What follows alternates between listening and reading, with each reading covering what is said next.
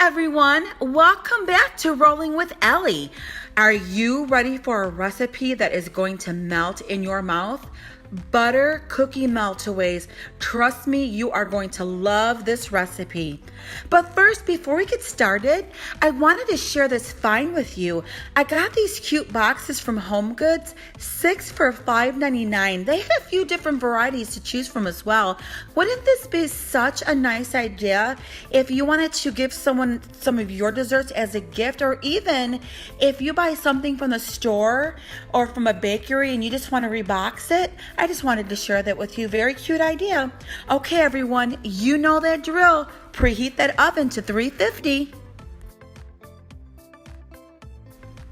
So I wanted to note right here that even though I am using a KitchenAid for this recipe, if you do not have one, that is okay. You can still do this recipe by hand. You do want your butter to be softened though, because there may be a time where you need to use something other than a wooden spoon like your hands, and it's totally okay to use your hands to mix that dough together.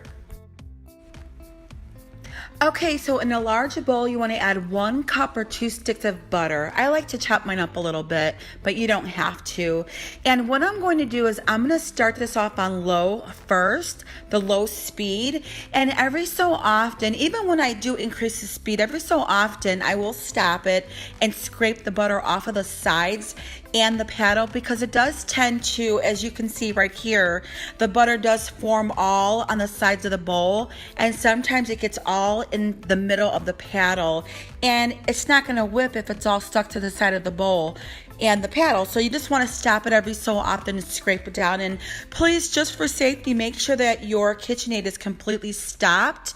I know people that have actually hurt their hands by trying to do this with a paddle going, because they just wanted to save time or just let it go, and I don't want you to hurt yourself. This recipe calls for 2 cups of flour, but what I'm going to do is I'm going to add half, and then I'm going to start my mixer on low, on number 1, because if you put it on anything higher than that, the flour or any of the dry ingredients that you're using does tend to fly out. So what I do is I start it on the 1, I let it mix, and then once it's pretty much incorporated, I will increase the speed to 2 or 3, and then I will stop it and add the second half. And anytime during this recipe, if you notice that your batter is clumping up, what it tends to do once you add the dry ingredients, it tends to accumulate on the paddle, especially in the middle of the paddle. And if it's all your batter stuck to the sides or the paddle, it's not going to mix. So you just want to, throughout this recipe, periodically stop it and do a scrape down. Now we're going to go ahead and add a half cup of powdered sugar and 1 teaspoon of vanilla.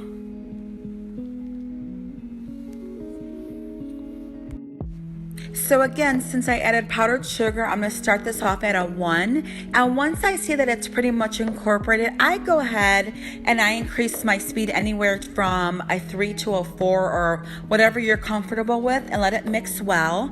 And then I take it out once I see it's all mixed very well, and this is what your batter should look like. If you're not ready to bake this right away, you can wrap this tightly in saran wrap and keep it in your refrigerator. I personally don't like to keep it for more than 5 or 6 days.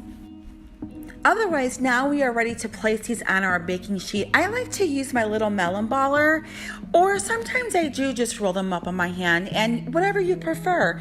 So now you can see right here that with the melon baller, they're not as smooth on top, and these do pretty much bake smooth, but sometimes I will go ahead and I will use a pastry brush with some water just to smooth it out just a little bit, but for the most part, they do bake pretty smooth.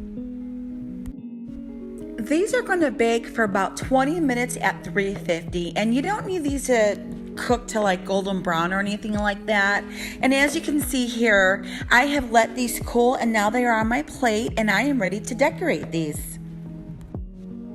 But first we have to make our icing. So in a medium-sized bowl, you want to add 2 cups of sifted powdered sugar.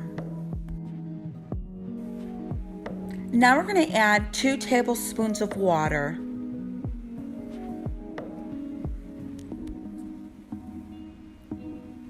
1 tablespoon of milk,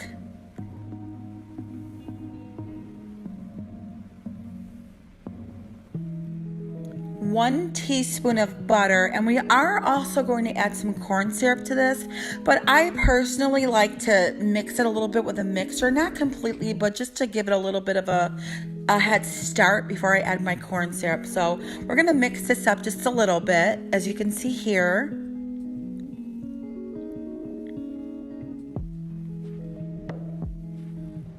You could do this by hand if you don't have a hand mixer. It's totally fine.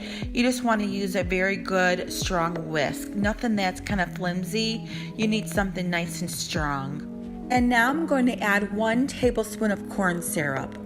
And when you're mixing this up and it seems like it's just not getting creamy and smooth, it may just be extra dry where you are, and you can add a little bit of water. But what I do when I add more water is I do it in 1/4 of a teaspoon increments, because once you add too much water, you can't take it out. So I like to just add just a tiny bit of water first, mix it, and then see if I need more. But when we get to that place where you see when this is done, you can see the texture of it or how smooth it is, and hopefully that will help you to gauge how much water you need.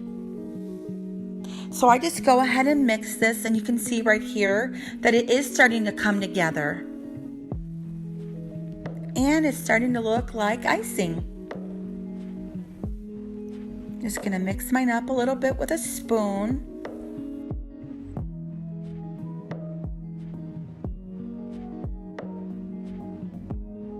And then I'm going to cover this and let this sit for about a half an hour, just so the powder sugar in it can melt a little bit with the water. Okay, so let's have some fun with some colors. What I did for this video is I had 3 separate bowls, and I took about 1/4 cup of icing per bowl. So I put 1/4 cup in each bowl. And for this video, I just used 2 colors, but I made 3 out of them. In a separate video, I'm going to show you how I did some yellow and some red to make a pink, and I flavor the icing. But for now, here you go. I have 3 bowls with 1/4 cup each, and the 2 colors I was talking about was red and yellow. So for the yellow, I used about 6 drops. The red, I had to use a lot. I had to use about 10 drops. And this is just to get the shades that I want. So you could do whatever you would like. But for the orange, I did about 8 drops of red and about 5 drops of yellow. So here I am.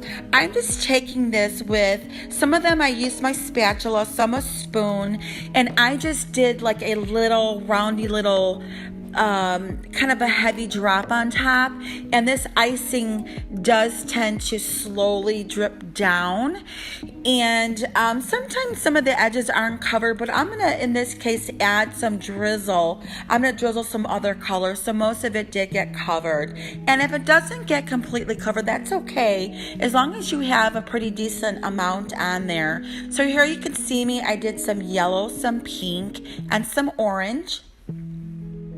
And then I started to drizzle other colors on it.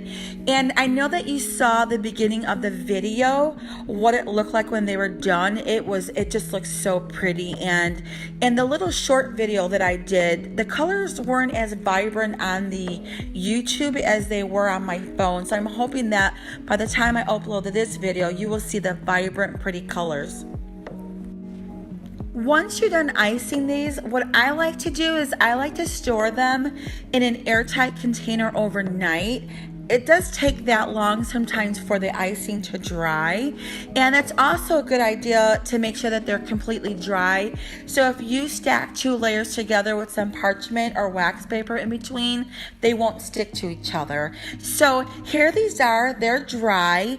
And look at these gorgeous cookies. I even put them in that cute little box I showed you at the beginning of the video, and I added a paper doily that I got from Dollar Tree.